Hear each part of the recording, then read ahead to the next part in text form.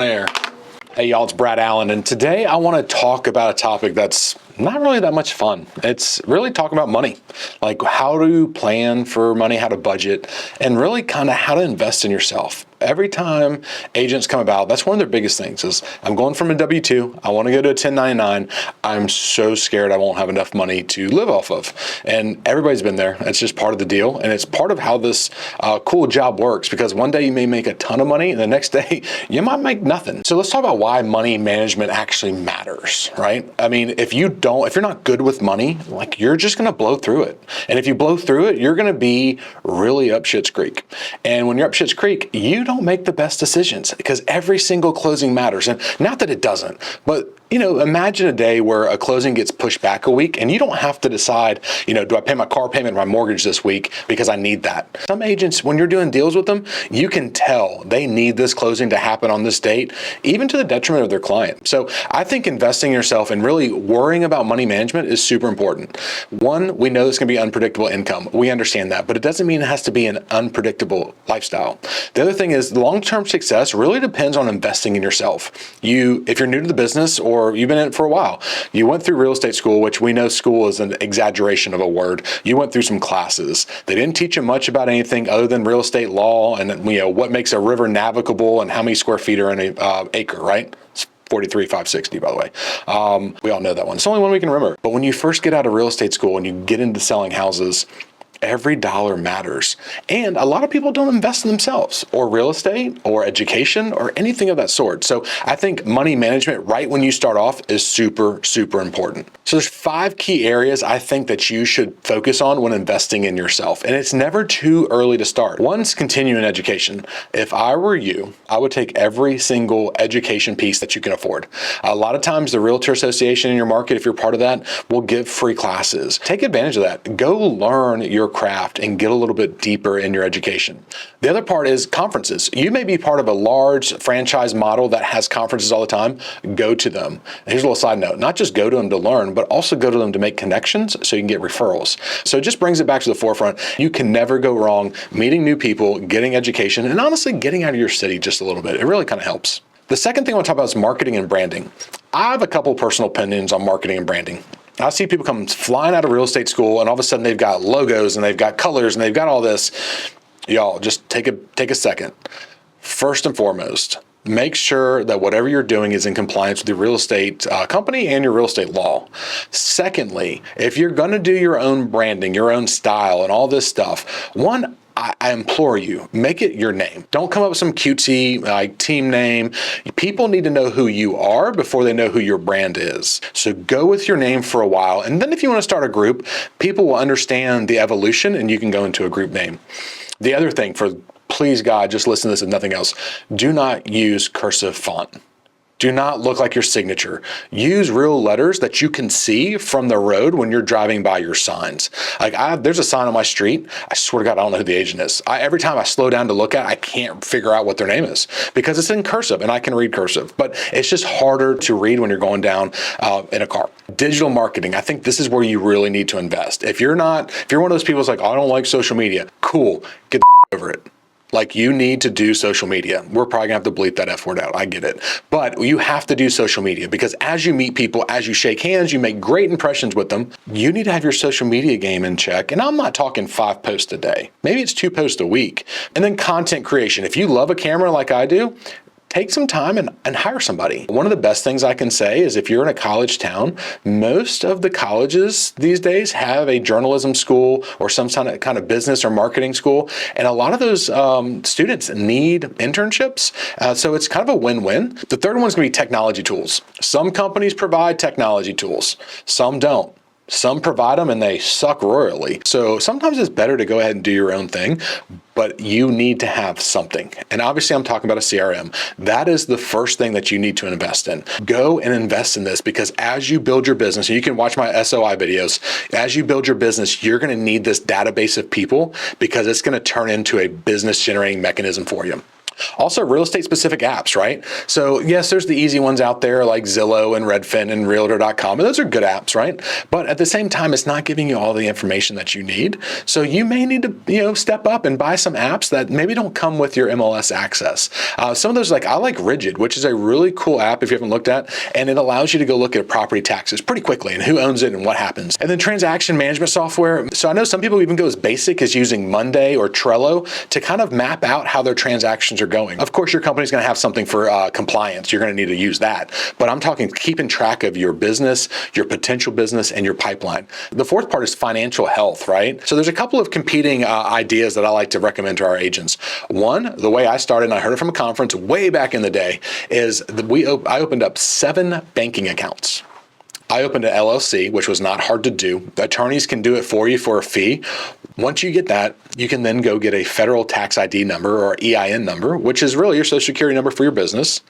And once you have that, you can go to your local bank and open up your business accounts. This allows you to separate your finances from personal to business. At the same time, I took it a step further. I opened up 7 accounts. Now, the reason I did 7, and of course the branch manager thought I was crazy, but I took it into a spreadsheet formula. So every time I got a check, I'd go into my little spreadsheet and it would automatically take that money, that number, and would put 30 into my tax savings account. It would put 10 into my tithing account. It would put 20 into my savings account. It would put, X into my truck, my rent at the time, or my mortgage, and then back into my business. So it was a formula that I used, and I could adjust it. But here's the cool part. I may have 2 closings one month back in the day, and then not a closing for 3 months. But I knew I could pay my mortgage. I could see that I could pay my taxes, and I didn't have to guess or worry that I was going to run out. It kind of shows you like your runway of how much longer you have with the current amount of money that you've made. Mary Lane Sloan, my business partner, she has another way that she did it.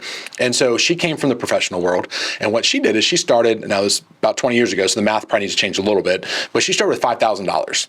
And she uses that as her payroll. So she knew every month that she had $5,000 sitting in her business account, and she would pay herself, I'll call it $1,000. I don't really know what it was. And every closing would go in there, and then she would pay herself. And then she'd go in there and she'd pay herself. And then she'd go to a conference and then pay herself. And so what she was doing is using that almost like a draw system with herself. So she had a good nest egg to start. I recommend 6 months, to be honest with you. So that also means you need to figure out what your budget is. But if you have this runway and you have this amount of money sitting there, then you've got a safety net, and it's not going to be panic time. So I think your financial health is one of those things that if you don't know it or you can't put your finger on it, it's going to drive you crazy, give you ulcers, drive you to drink. Who knows what it does with your coping mechanisms, but it's going to really affect your lives when you don't know what's going to happen. Then the fifth part, I would invest in your image and your presentation.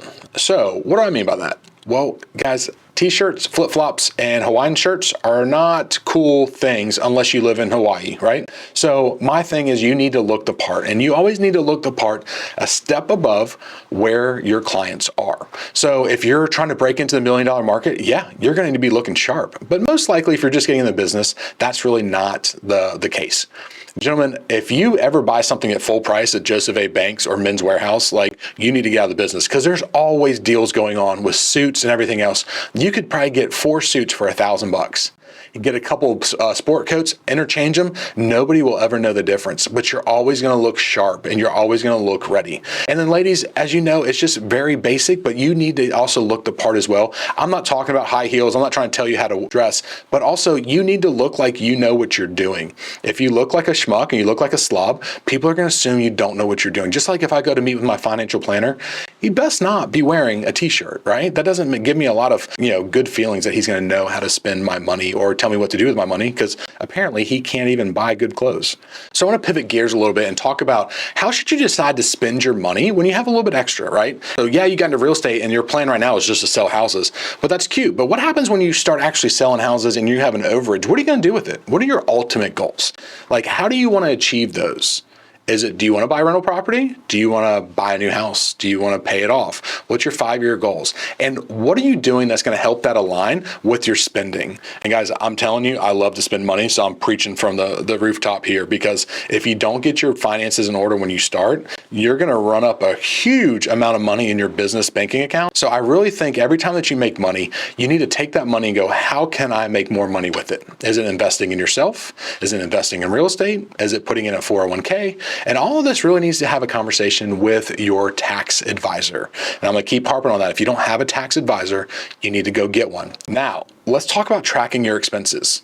One, you need to track your expenses anyways because you're an independent contractor. And if you were to ever get audited, you've got to prove what you're buying. So you need to figure out a good way of doing it. If nothing else, you need to have a spreadsheet with all of your expenses and with your tax advisor's recommendations on how to categorize that. By tracking it and knowing it, you're going to know where you're spending your money and where your money works best for you. One thing I see, or a lot of things I see, are some common mistakes that real estate agents make when it comes to finances. One is not saving. One, personal savings and taxes. Y'all, taxes are coming. It's death and taxes. We know that. That's the only thing you can bank on in this society is taxes. So I see a lot of agents that either don't put enough money away or they put enough money away and they stop because like, oh, that's clearly going to be enough money for tax season. Well, guess what, guys? It's not. If you put 30% away or whatever your tax strategist or your advisor says, you will have that money. And if you can get in the habit of just leaving in that account, you will see it grow. And if it's enough money, put it into a money market so you can make some money on your money. And then going back to personal savings, if you're not putting some money in personal savings, and that's a big mistake I see agents make, then for those rainy days, for those cold months, for those years that the interest rates shoot through the roof or world wars happen or whatever it is, you need to make sure that you have your home base covered. Here it is. Let's wrap it up, right? I know you're probably tired of talking about money. Nobody likes it. It's not a fun conversation. But at the end of the day, like, you've got to manage your money. You've got to know where it's going and you've got to know how to make it work for you. So I know it seems overwhelming when you're first in the business, or maybe you're going through a financial dry spell right now. Get back to basics, get back in line with what you're doing, look at your numbers consistently and know where you're at. When you know where you're at, you know how much money you got or how much money you need, it makes things a lot easier to achieve. So don't be afraid of the money, dig into the money because this will make you wealthier than you ever thought. If I can ever be assistance to you or an ear to bend, just let me know, DM me, or you've got my social medias. I'd love to connect with you to make sure that you're in this business for a long time and that it's financially rewarding for you.